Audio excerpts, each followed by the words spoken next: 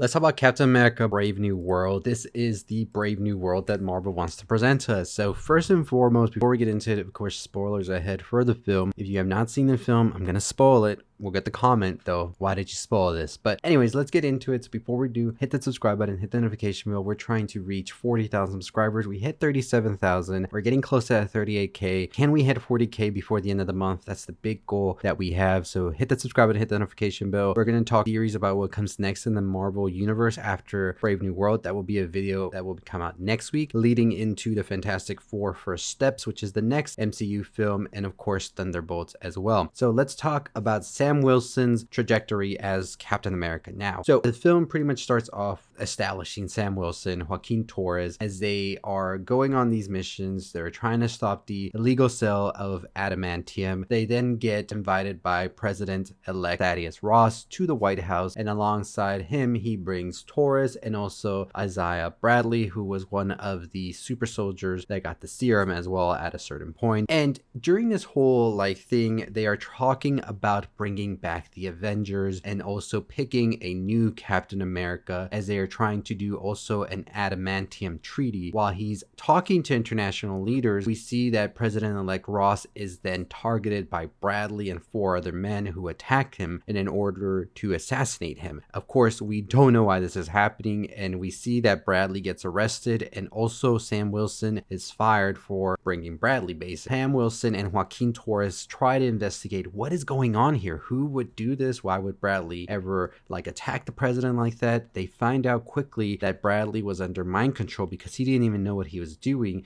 and it quickly goes back to Samuel Stearns, who of course is the leader that we came to find out about in the Incredible Hulk in 2008. So we come back full circle 16 years later, right? So we see that Samuel Stearns is doing this because President Ross has pretty much gone back on a deal that they had prior, because we find out that President Ross had basically used him as a scapegoat in order to pinpoint everything that the Abomination did during Harlem. Now, of course, because Stearns' intelligence had increased after being contaminated by gamma radiation, we saw that Ross continued to start using him in a way to help him with scientific stuff, also probabilities, because he had become very keen on really predicting what's going to happen and these things that nobody could predict. We saw that this was a trade. Basically, he said, you help me create this weaponry, this technology for the military. In exchange of that, I'll let you go and eventually free you, right? But we saw that President Ross went back on his word and kept the scientists behind bars. And of course, this also made the leader pissed off, because he had come to the leader, of course, General Ross, because he was dying and he wanted some pills that would prolong his life. Now, eventually we saw that this would prolong it enough for him to become president, but we also knew that he wanted to sort of rekindle that relationship with his daughter Betty,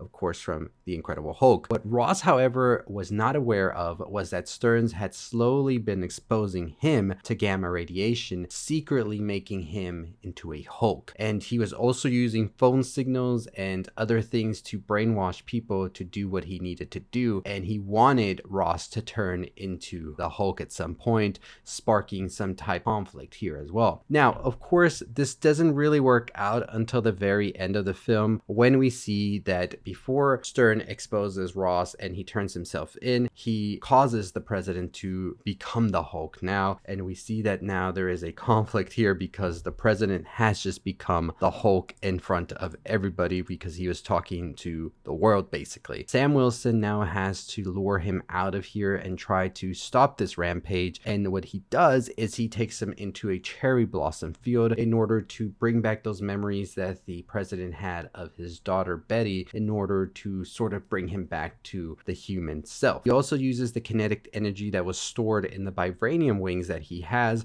in order to knock down Ross, and we see now that Wilson is able to bring Ross down and allows the president to return to his normal self. We see that now Bradley has has been exonerated for all of this, and we see that Ross has sort of turned himself into the Raft that we saw in Civil War for the crimes he has committed, and he is also now like a Red Hulk basically. So will we see Harrison Ford come back at some point? More than likely, but we'll definitely have to wait and see how that plays out, because Marvel, they introduce stuff and then they don't ever use it again. That's something that Marvel does a lot. We see that Betty pays a visit to Ross and they sort of rekindle their relationship. The post-credit scene is back at the Raft, where we see that Stearns is talking to Wilson about an attack from other worlds, which of course means the multiverse, and of course the Fantastic Four, and also Doomsday, Doctor Doom. All of that is what's coming into play. So it definitely felt more of a Hulk film, a sort of like semi-sequel to the Incredible Hulk, more than a Captain America like movie for Sam Wilson, which was a downer for a lot of people. We were expecting a Winter Soldier type vibe. I will tell you, some of those trailers gave me that vibe. It wasn't there, but nonetheless, we shall wait and see if they're able to develop Sam Wilson a little bit more, which I hope they do, because I really like Anthony Mackie. I also like Sam Wilson as a character, and Joaquin Torres feels very fresh to the MCU.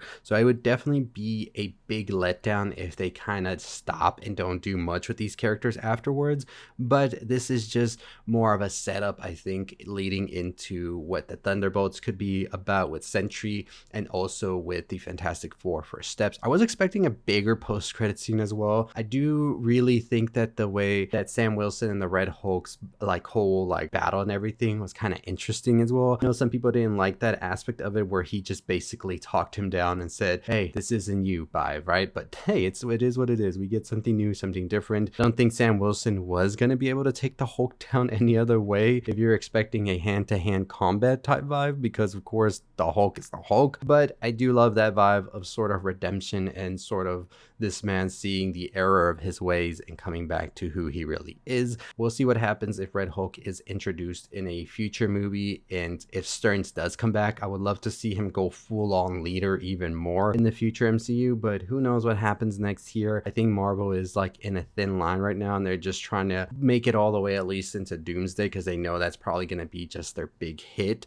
I hope Fantastic Four First Steps definitely really sets up that well, and I hope the Thunderbolts also continues to do what Captain America Brave New World is doing, where it's still like trying to keep it street level, but also introduce some bigger characters, you know what I mean? But we'll see. Let me know what you thought about Captain America Brave New World. The story in itself, very simple story, straight to the point, more of a Hulk movie, like I said, than a Captain America movie. But here's hoping. Serpent Society, hope to see them again as well. I think it was definitely something that made us feel like we were going to see more of that aspect, but like I said, it really reverted more to Hulk characters throughout. Let me know your thoughts and opinions on it. As always, we'll talk more about these movies and all of that, but basically Stearns became upset about the president using him and not going with the deal that they had set up prior. So he brainwashed these people to take out the president, but not really take him out, because they were hoping he would just turn into the Hulk. Ultimately, they're able to do that and expose the president, as well as making him turn into the Hulk to sort of humiliate him, get his revenge. Ultimately, Stearns did get his revenge. Thaddeus is now in the Raft with him, and it seems that now he's just going to be contained as well. And I think that's all Stearns really wanted. He didn't care about who got hurt in a way, as Sam Wilson says. And now Stearns knows that there are more threats on the way, so I think that they possibly could use Stearns in that manner to try and see where these threats are coming from and who they might be,